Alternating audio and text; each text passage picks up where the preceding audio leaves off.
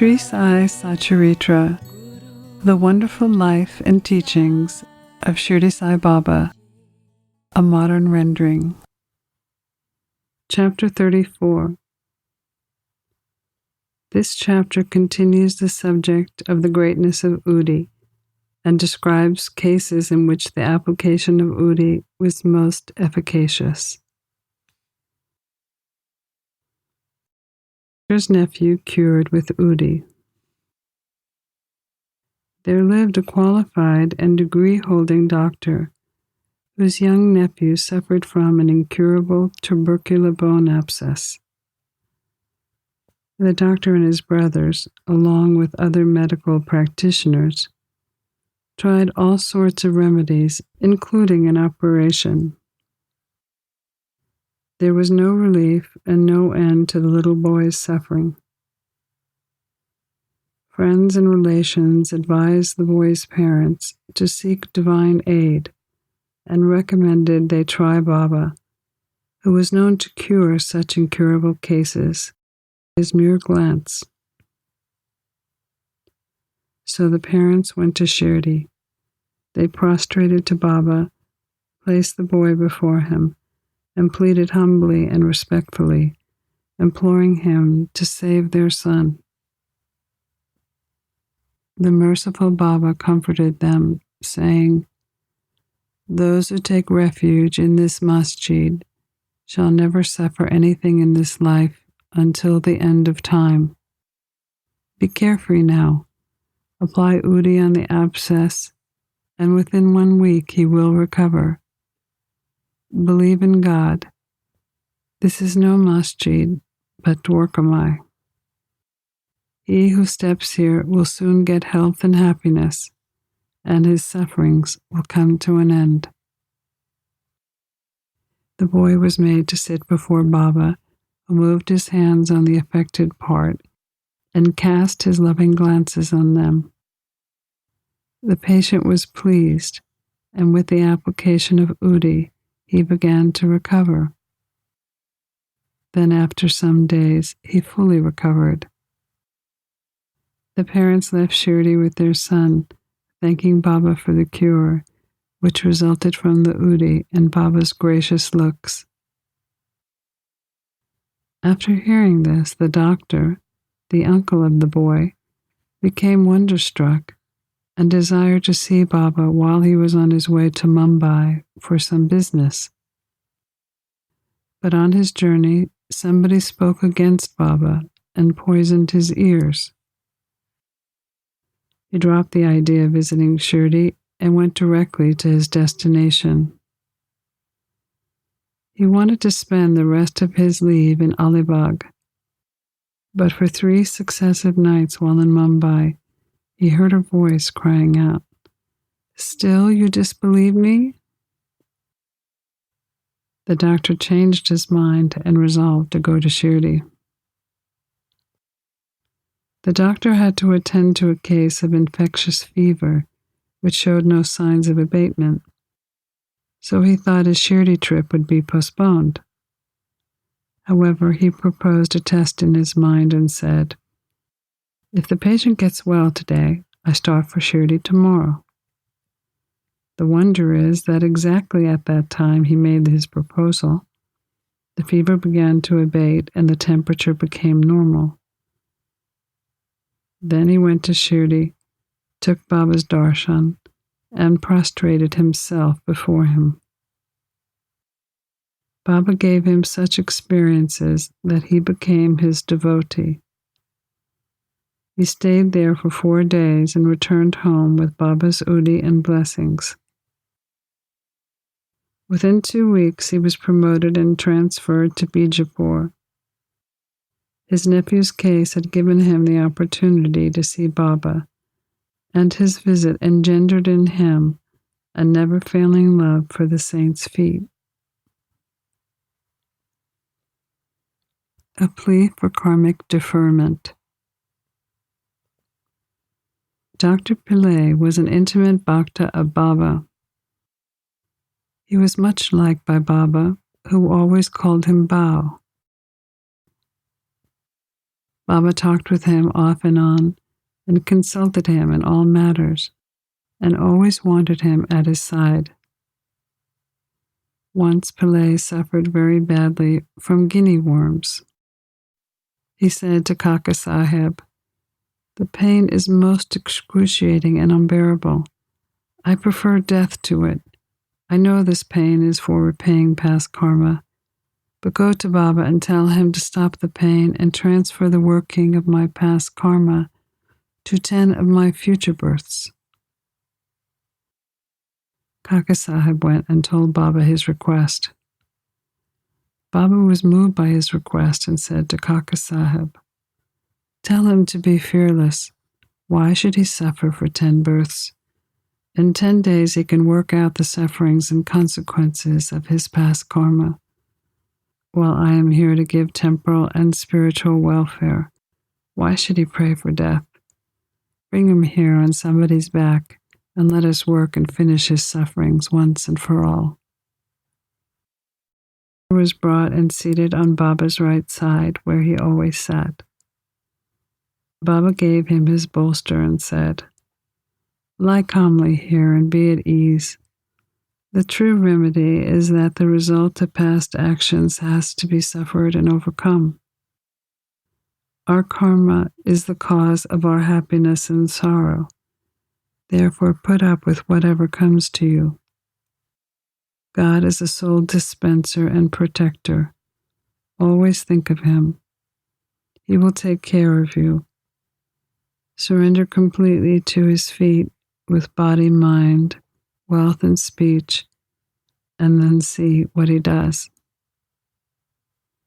Dr. Pillai replied that Nana Sahib had put a bandage over the leg, but still he found no relief. "Nana is a fool," replied Baba. "Take off that bandage, or else you will die. Now a crow will come and peck you, and then you will recover." While this conversation was going on, Abdul, who always cleaned the masjid and trimmed the lamps, turned up. While he was attending to his work, his foot accidentally stepped upon the stretched leg of Dr. Pillai. The leg was directly swollen, and when Abdul's foot stepped and pressed against it, all 7 guinea worms were squeezed out at once. The pain was unbearable, and Dr. Pillai cried out loudly. After some time, he calmed down and began to sing and cry alternately. Then Pillai asked when the crow was coming to peck. Baba said, "Did you not see the crow? He won't come again. Abdul was the crow. Now go and rest yourself in the water, and soon you will recover." By application of udi and drinking it with water, and without taking any other treatment or medicine, the disease was completely cured in 10 days, as assured by Baba. Another udi miracle cures bubonic plague. Shama's younger brother Bapaji was staying near Sawul Well. Once his wife was attacked with bubonic plague. She had high fever with 2 buboes on her groin. Babaji rushed to Shama at Shirdi and asked him to come and help. Shama was frightened, but according to his custom, he went to Baba, prostrated before him, invoked his aid, and requested him to cure the case. He also asked permission to go to his brother's house. Then Baba said, "Don't go there at this late hour. Send her udi. Why care for the fever and buboes? God is our Father and Master. She will be all right easily. Do not go now, but go there in the morning and return immediately." Shama had full faith in Baba's udi. It was sent with Bapaji and applied to the buboes, and some was mixed with water and given to the patient to drink. No sooner was it taken than perspiration set in profusely. The fever abated, and the patient had good sleep. Next morning, Babaji was surprised to see his wife was fine and refreshed, and had no fever and no buboes. When Shama went, he was surprised to see her preparing tea. On questioning his brother, he learned that Baba's Udi cured her completely in one night. Then Shama realized the significance of Baba's words. Go there in the morning and return immediately. After taking tea, Shama returned. After paying respects to Baba, he said, Deva, what is this play of yours? You first raise a storm and make us restless, then calm it down and ease us. Baba replied, Mysterious is the path of action. Though I do nothing, they hold me responsible for the actions that take place on account of destiny. I am only their witness. The Lord is a sole doer and inspirer. He is also most merciful. Neither am I God nor Lord. I am his obedient servant and remember him often. He who casts aside his egoism, thanks him, and who trusts him entirely will have his shackles removed and will attain liberation. Udi cures convulsions. Now read the experience of an Iranian gentleman. His young daughter had fits every hour. When the convulsions came, she lost her powers of speech. Her limbs contracted, and she fell down senseless. No remedy gave her any relief. A friend recommended Baba's Udi to her father and asked him to get it from Kaka Sahib. The Iranian gentleman got the Udi, mixed it with water, and gave it to his daughter daily for drinking. In the beginning, the convulsions came every 7 hours, and then after a few days, the daughter recovered completely. Udi cures bladder stones. An old gentleman was suffering from a stone in his bladder. Such stones are generally removed by surgical operations, which people recommended him to undergo. He was old and weak and lacked strength of mind and could not think of submitting himself to surgical treatment. His suffering soon ended in another way. The city officer of his town happened to go there at the time. He was a devotee of Baba and always had a stock of Udi with him. On the recommendation of friends, the ill gentleman's son got some Udi and gave it to his old father to drink. Within 5 minutes, the Udi was assimilated, the stone dissolved and passed through his urine, and the old man was soon relieved. Udi helps a woman deliver safely. A woman in Mumbai always suffered terrible pain during her deliveries.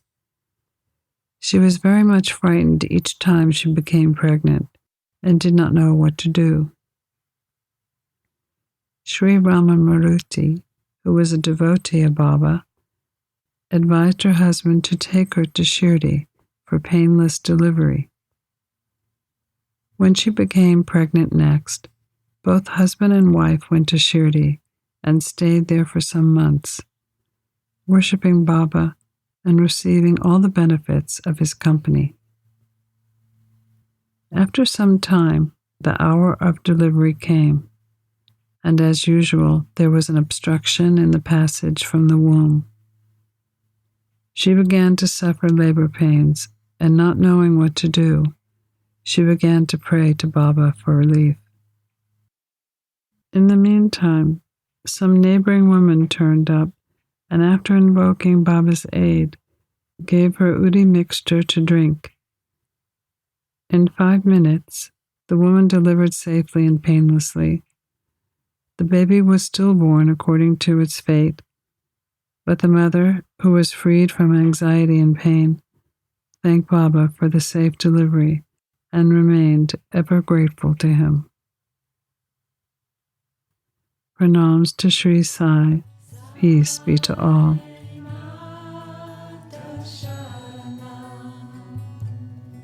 You've been listening to a modern rendering of Hemadpant's The Sri Sai Satcharitra, the wonderful life and teachings of Shirdi Sai Baba, edited and narrated by Monika Penukonda.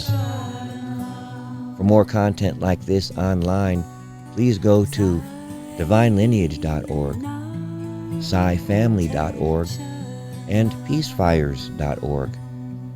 To learn more about Monika, please go to MonikaPenukonda.org.